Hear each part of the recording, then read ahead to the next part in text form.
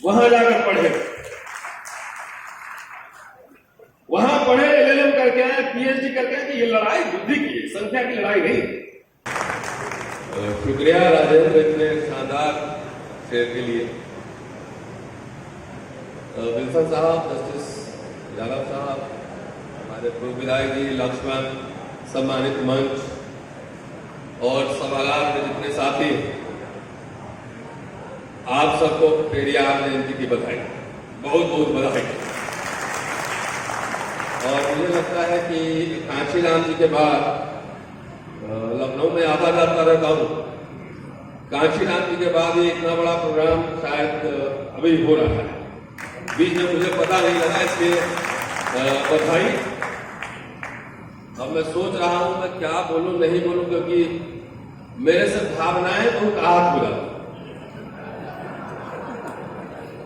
और यकीन मानिए मैंने लिखा था, बोला भी था कि मैंने तो आलोचना नहीं की, आलोचना तो अम्बेडकर और पेरियार साहब ने की है। मैंने तो अपनी राय रखी, इतिहास का छात्र होने के नाते मैंने राय रखी।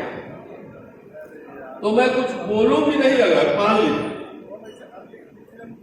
अब कुछ ना बोलूं मैं, तब भी मेरे सिर्फ होने भर से ही बहुत लोगों की भावनाएं आहत हो सकती है। क्यों नहीं हो सकती? मेरे शर्ट अच्छे हैं, ठीक ठाक चेहरा भी है, बाल भी अच्छे हैं, महंगे कपड़े पहनते हैं, तो ये होने भर से जो है वो आपकी भावना आहत हो सकती है। And I am quoting Ambedkar कि किसी हिंदू से, हिंदू जिस सेंस में कह रहे हैं, से पूछो किसी अस्पृश्य के जीवन में सुधार हो रहा है, अच्छे कपड़े पहन रहा है, खाना खा रहा है, व्यापार कर रहा है, सम्मान वाला पद लेता है, तो तुम्हें क्या प्रॉब्लम है इससे? तुम्हें क्यों समस्या है इससे? तो ये हिंदू बोलेगा कि जिसे आप सुधार कहते हैं वो सुधार नहीं, हमारे धर्म के खिलाफ विद्रोह, और उसकी जड़ें शास्त्रों में। अगर आप लोग उसमें बने रहना चाहते हो उस धर्म में, तो आप सोचिए आजकल तो मैं सफाई अभियान करूं, जितना घर में जाइए, आप पेरियार साहब की जयंती है, घर में जाइए, जितना कचरा उचरा है वहां साफ कीजिए, सफाई कीजिए, पहला काम ये फर्स्ट स्टेप, ठीक है। जाके आप घूमती है यहाँ पे सब बहुत ही नाच नचायो ना लइए, मुक्ति उसी से मिलेगा।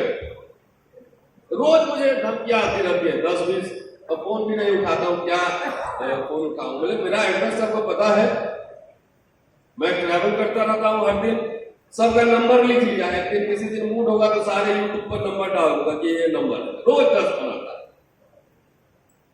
तो मैं इतिहास का छात्र हूं, भारत सरकार नरेंद्र मोदी ने छापा है किताब डॉक्टर अम्बेडकर में, तमिलनाडु में पेरियार साहब की किताब छपी है, तो हमने तो अभी कुछ कहा भी नहीं, किया था पेरियार साहब ने, अम्बेडकर। तो बहुत दिन बाद ये हुकूमत में आ रहे हैं तो सत्ता पच नहीं रहा, लग रहा है सबको डरा लेंगे, सबको धमका लेंगे। एक आदमी भी हमारा खड़ा हो जाएगा ना तो सरकारें हिलती है, क्योंकि हम लोग को किसी से कुछ लेना नहीं है, कुछ मांगना नहीं है, किसी से कुछ नहीं चाहिए, जितना है उतना इनफ है। और समाज का मोहब्बत और प्यार मिलता है, इसे बड़ा दुनिया में कोई सम्मान नहीं, कोई सम्मान नहीं से बड़ा। तो दोस्तों, लक्ष्मण ने बैकग्राउंड बना दिया, अच्छा शानदार भाषण दिया उसने। मैं सिर्फ इतना कहना चाहता हूं कि जब तक पेरियार को स्टैब्लिश नहीं करेंगे नॉर्थ इंडिया में, देखिए ललाई सिंह यादव ने सच्ची रामायण लिखा, पेरियार को लेकर आए, कांशीराम जी ने व्यापक रूप दिया, लेकिन बीच में कल्चरल एक गैप है, पूरा कल्चरल गैप। सो बिना स्टैब्लिश किए हुए, जब मैं पेरियार कह रहा हूं तो पेरियार मतलब एक इंडिविजुअल पार्टी नहीं, पेरियार एक विचारधारा है, एक आइडियोलॉजी। और आप पेरियार, अम्बेडकर सबको स्थापित, इसके अलावा आपके पास कोई चारा नहीं। ललाई सिंह यादव को यहाँ के बड़े बड़े नेता भी उनके जयंती में एक लाइन लिखते नहीं, डरते। वो डरते क्यों है? क्योंकि हम लोग जो है उनके आडंबर और पाखंड में फंसे हुए।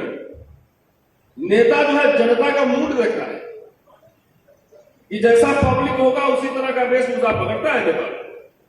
तो चूंकि आप लोग ही उसमें फंसे हुए हैं, आप लोग, तो समाज को कह रहा हूं, दलित पिछड़े समाज को, पर्टिकुलरली मैं पिछड़े समाज को मैं एड्रेस कर रहा हूं।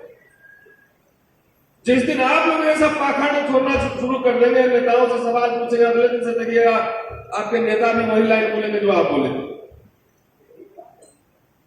अब आपको कॉलेज चाहिए या कांवड़ चाहिए तो आपको तय करना है। मैं तो चाहूंगा कि कॉलेज में आपके बच्चे जाएं, आपके बच्चे ऑक्सफोर्ड कैम्ब्रिज में जाएं, वहां जाकर पढ़े, वहां पढ़े, LLM करके आए, PhD करके आए। कि ये लड़ाई बुद्धि की है, संख्या की लड़ाई नहीं। अंबेडकर साहब के बाद आप बताइए, और एक आध और रेफरेंस छोड़ दीजिए, पेरियार साहब को छोड़िए। हम लोगों ने पब्लिक इंटेलेक्चुअल कहां बनाए? हिस्टोरियन नहीं है, सोशियोलॉजिस्ट नहीं है, इकोनॉमिस्ट नहीं है, जर्नलिस्ट नहीं है, बढ़िया लॉयर नहीं है। इसमें सोचना पड़ेगा ना। नहीं बनाए, इंस्टीट्यूशंस नहीं बनाए, स्कूल नहीं खोले। तो लीडर्स तो स्कूल में पैदा होते हैं ना, विश्वविद्यालयों में पैदा होते हैं। तो आज अगर वाकई आपको याद करना है, जितने जाए 2 घर अगल बगल में हो, उनको पाखंड और आडंबर से दूर कर दे, क्योंकि ये पूरा ये सेल्फ रिस्पेक्ट का मामला है। डॉक्टर अंबेडकर ने लिखा है, और देखिए क्या पैरेलल और सिमिलरिटी है पेरियार और अंबेडकर के आइडियाज। वहां वो सेल्फ रेस्पेक्ट मूवमेंट चला रहे थे, और अंबेडकर ने लिखा, nothing is more disgraceful for a brave man, nothing is more disgraceful for a brave man than to live a life devoid of self respect. अगर आत्मसम्मान नहीं है तो आप जो है ना, अरे नौकरी तो मैं भी करता हूं, आत्मसम्मान अगर नहीं तो हम इंसान नहीं। सेल्फ रेस्पेक्ट सबसे महत्वपूर्ण चीज। और जो आजकल व्यवस्थाएं हिल रही है, जिनका जिनका मन आहत हो रहा है, शुक्र मनाइए कि जो आवाज आप सुन रहे हैं वो विश्वविद्यालयों से निकल कर आ रहे हैं। लोगों ने एकदम सीधा चौड़ा करके बोलना शुरू कर दिया है। आपके बच्चे ज्यादा बढ़िया बोल रहे हैं। वहां से ये प्रोटेस्ट और वैचारिक जो संघर्ष है, रोहित मुमला के बाद मैं डेट बता रहा हूं, वहां से देख लीजिए, ट्रैवल कर रहा हूं। जब विश्वविद्यालयों में लक्ष्मण यादव जैसे लोग, तमाम एक्टिविस्ट निकल रहे हैं, तो सवाल खड़े कर रहे हैं, तब उस समय स्कूल, कॉलेज, यूनिवर्सिटी बंद कर रहा है। बोला पकौड़े चलो। दोस्तों, क्योंकि विल्सन साहब को जाना भी है और थोड़ा सा वक्त और लूंगा, बस मैं बात खत्म करूंगा। आपने फिल्म देखी होगी जब वी मेट, तो मैं आज कहने जा रहा हूं कि जब अंबेडकर मेट पेरियार, और जो बात हुई थी वो बात मैं आपके सामने रखने जा रहा हूं।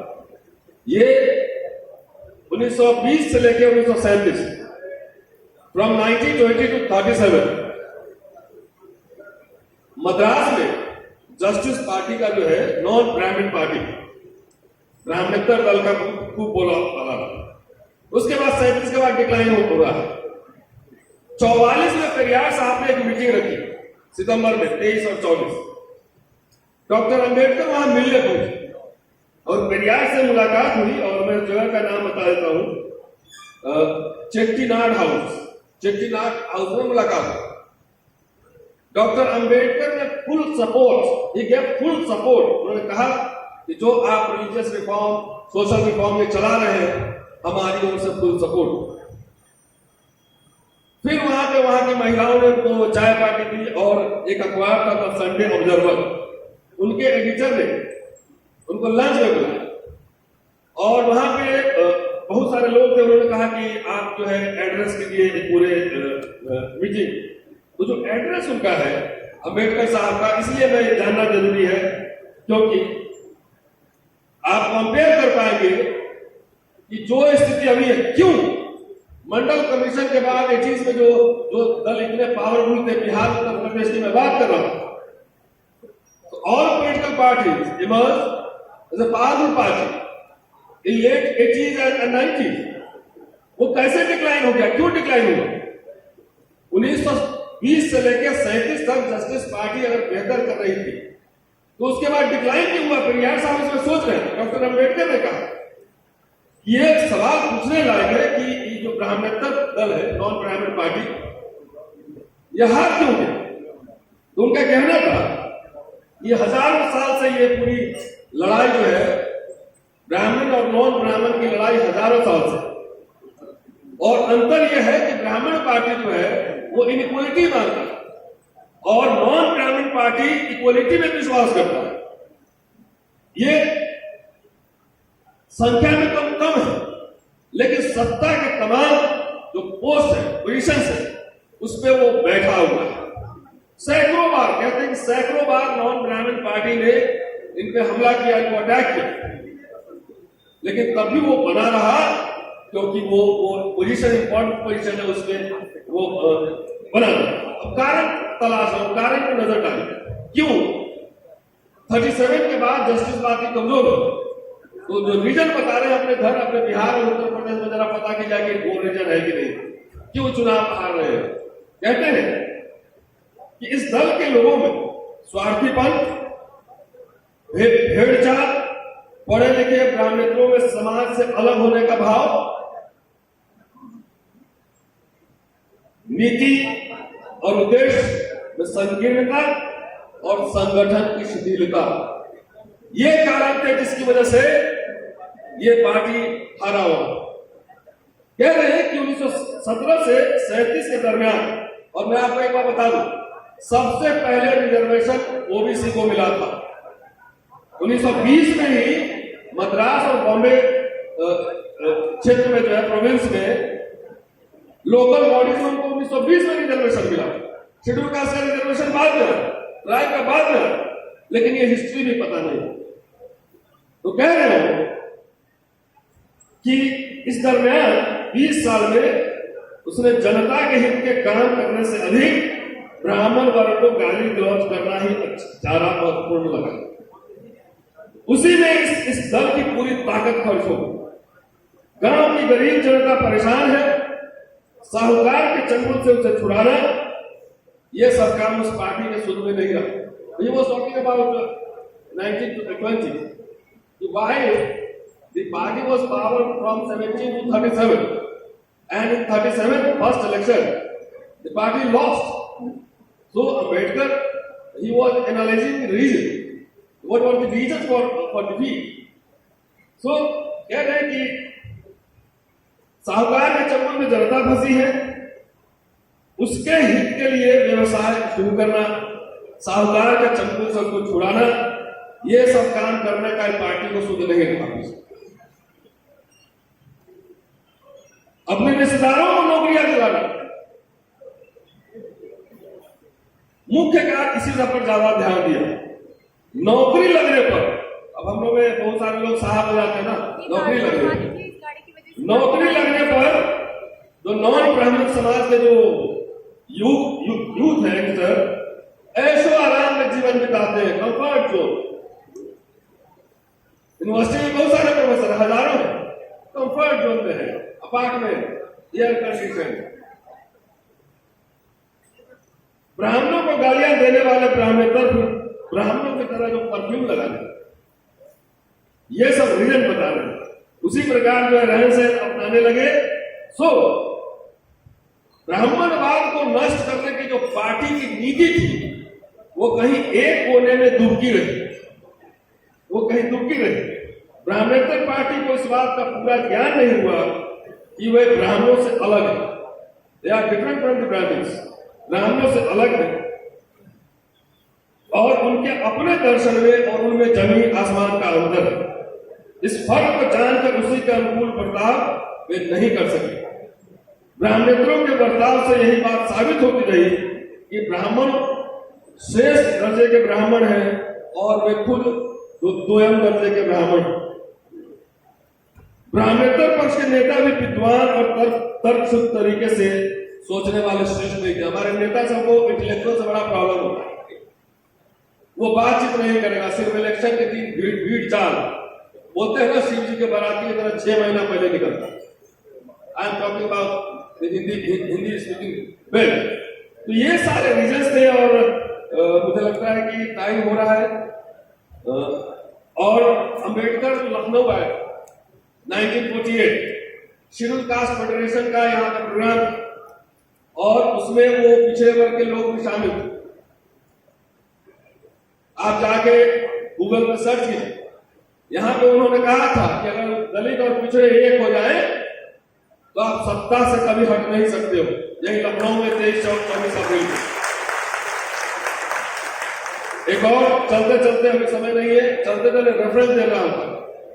मराठों ने एक पत्रिका निकाला था, मराठा मंदिर करके, और डॉक्टर अंबेडकर को उन्होंने इन्विटेशन दिया था आने के लिए।